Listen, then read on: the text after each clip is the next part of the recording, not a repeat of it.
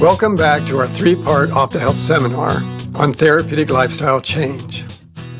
Here in part 2, we will cover the stages of change. Knowing the stages of change is important because your current stage of change determines the strategies that you need to use in order to move yourself to the next stage, closer to your goal. According to the trans-theoretical model of health behavior change, people move through 6 distinct stages of change. Each stage is characterized by certain attitudes and actions. The strategies used to move from one stage to the next depend on the attitude and actions of your current stage of change.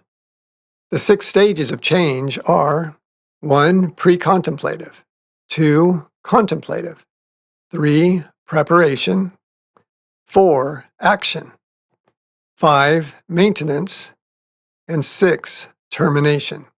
Now let's look more closely at each of the 6 stages and identify the specific attitudes and actions that characterize each stage. Stage 1 is the pre-contemplative stage of change.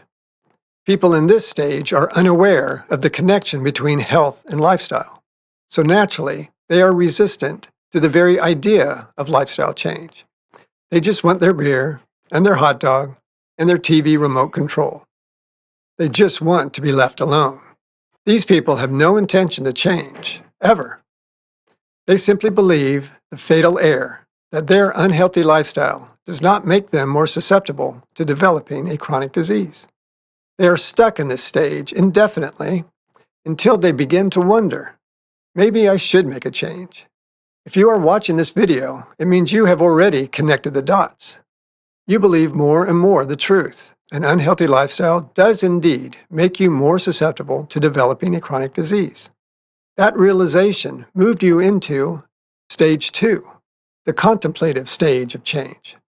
In this stage, you become increasingly aware of the health and lifestyle connection, and you become more open to the idea of making some personal lifestyle changes. But you're just not sure as to which way to go.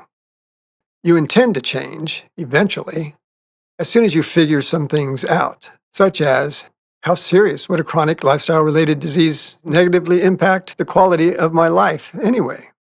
Would a lifestyle change even be effective to prevent me from developing a chronic disease? Would changing my lifestyle be beneficial or detrimental to the quality of my life? Would I have to give up my beer and my hot dogs and my TV remote control?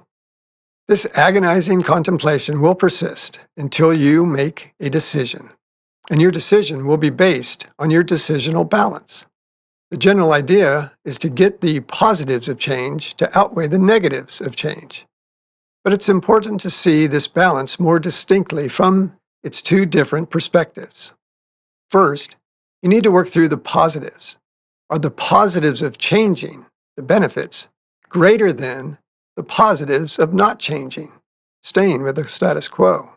You also need to work through the negatives. Are the negatives of changing, the hassles, less than the negatives of not changing, the consequences? When you finally make a decision to make a lifestyle change, you move from the contemplative stage to stage 3, the preparation stage of change. This stage is characterized by an attitude of willingness to change and by developing more commitment to change. This is the pre-action stage because you are intentionally preparing to change. This stage is relatively short, usually less than a month, depending on the nature of your intended change. But this stage of preparation should never be neglected. In fact, the preparation stage is probably the most important stage in predicting the outcome because, as you know, failing to plan is planning to fail.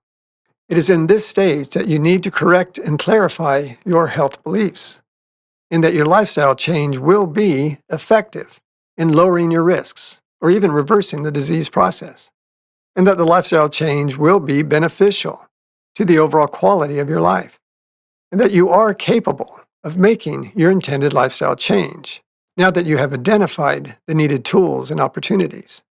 Proper preparation is immensely helpful, but it is never perfect because you don't know what you don't know. There are always going to be obstacles to the lifestyle change that you desire. at least initially. These usually include all those lingering perceived positives of not changing, and all those lingering perceived negatives of changing. Other obstacles to lifestyle change for most people involve all the unknown options that weren't identified up front. Most people do things a certain way because they think they have to do those things that certain way. They think they don't really have a choice. Discovering the alternative options to give you a viable choice is motivating, confidence building, and even liberating sometimes. This process is what makes the preparation stage so important. Most people also have to deal with social interference. If your family or friends are not on board, you face a serious uphill battle. You want to know how to overcome those situations before you start. And finally, there's always going to be cultural resistance to positive, healthy change. The American way of life is simply hazardous to our health, and it's getting worse. Our culture is the mystery of iniquity. It's a general negative influence that promotes unhealthy lifestyles, but on a societal level, which makes it nearly impossible to combat. It's like the force of gravity. The stone here represents society, the culture. And if we want to be healthy, we must push against it. Proverbs 14:12 explains this phenomenon. There is a way, a culture, a lifestyle that seems right, healthy, or at least not harmful, unto a man, to humans in general. But the end thereof, the results, are the ways of death, the development of a chronic, progressive disease. Graciously, God has provided a solution to our hopeless situation. In Matthew 17:20, in reply to his disciples' question, "Why did we fail?" Jesus answered, "Because of your unbelief. For verily I say unto you, if ye have faith as a grain of mustard seed, ye shall say unto this mountain of cultural resistance, remove hence to yonder place, and it shall remove. It won't overtake you, and nothing shall be impossible unto you." This is Christ promising you success in your therapeutic lifestyle change efforts. But it requires faith in the truth in Jesus Christ. So believe what is true, not what culture dictates. When you're ready to take on this battle, you enter stage 4, the action stage of change. This stage is characterized by an attitude of enthusiasm, and its actions involve a great amount of intentional effort. This stage is where you are consciously, intentionally changing. But over time, after a few months generally, depending on the focus of your TLC program, the amount of needed effort decreases because you develop muscles for psychological adaptation. And eventually, you move into stage 5, the maintenance stage of change.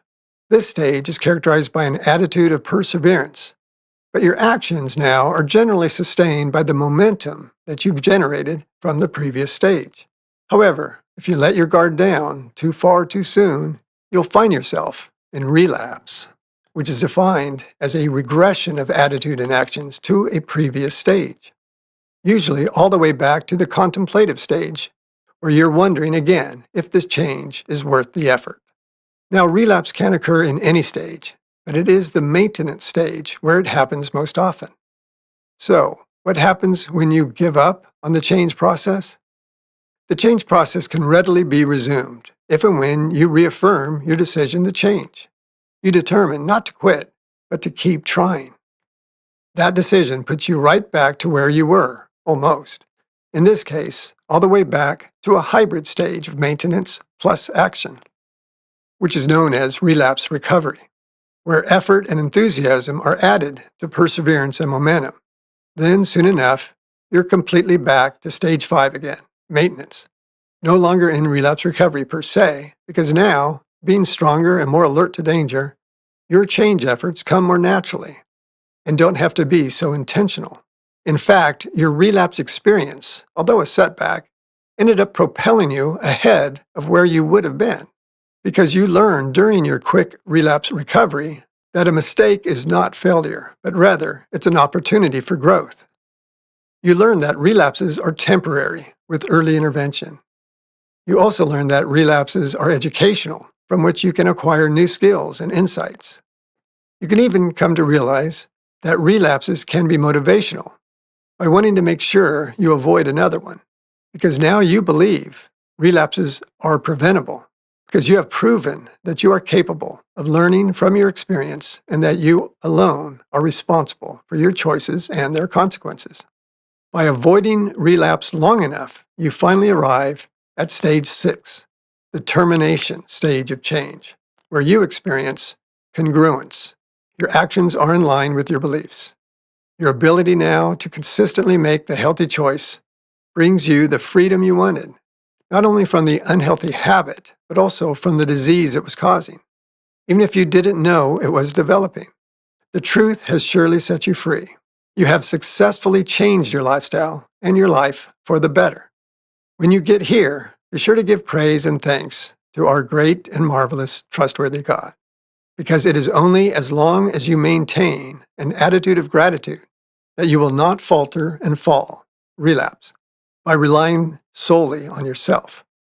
Take heed of the warning given in Proverbs 16:18. Pride goeth before destruction, and a haughty spirit before a fall. This is a critical truth. When you make a therapeutic lifestyle change, and you are no longer suffering like all those who have not yet seen the light, you must not develop a sense of superiority or have contempt for all those unhealthy folks. Now, it's good that your self-perception has changed and that you have accepted a new identity, but it was only because you embraced the truth. But it was Christ who set you free. Do you remember the verse? John 8:32. You shall know the truth by experience, and your relationship with the truth, which is Jesus. He shall make you free. The best way to express your gratitude for your newfound freedom is to help others do the same.